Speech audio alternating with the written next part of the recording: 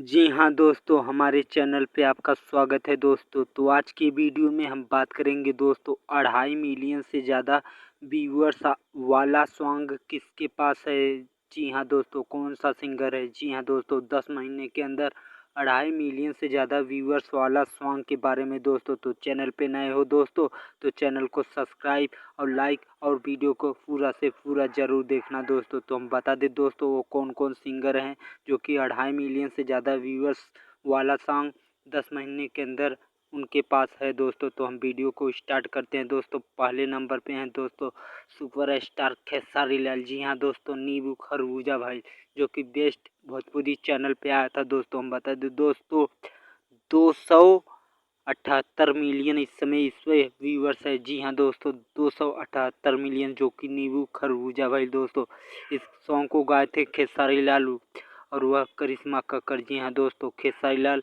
और करिश्मा कक्कड़ इस सॉन्ग को गाए थे दोस्तों।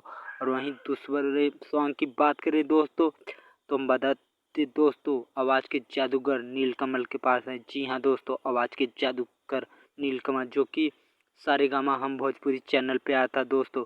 पगली दिखावे अगरबत्ती।